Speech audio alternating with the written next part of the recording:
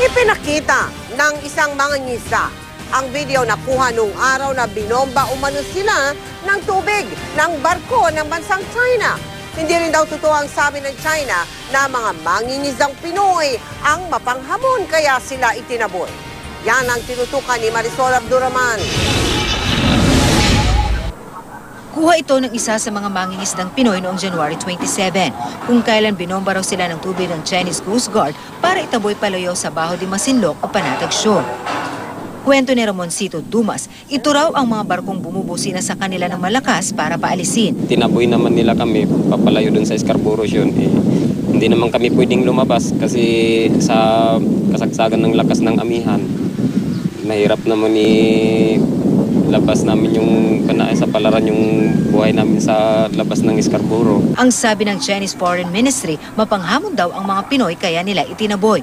Pinalagan ito ni Ricardo Magno, isa rin sa mga mangingisdang na water cannon. Kung pag sinabi ng gobyerno natin na kami ay umalis doon, pwede. Pero pag China, hindi pwede dahil hindi naman sa taga rito. Isa pa, dayo sila dito sa atin. Silang dapat umalis. Hindi siguro kanya sinasabi na dahil paano kami maging siga ay yung sasakyan nila ang lalaki tapos sa amin yung maliit lang mga bangka.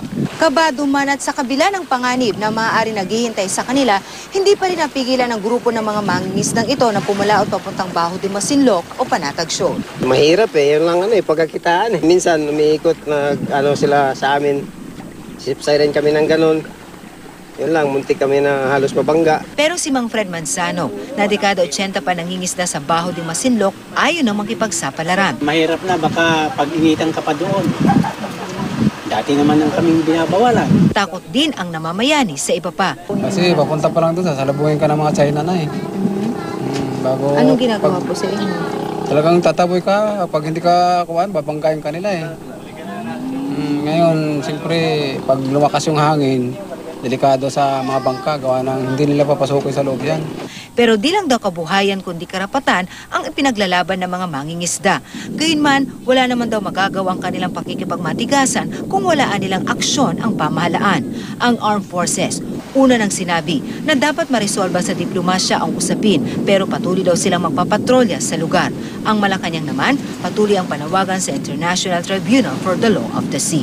Mula rito sa Pangasinan, Marisol Abduraman, nakatuto 24 oras.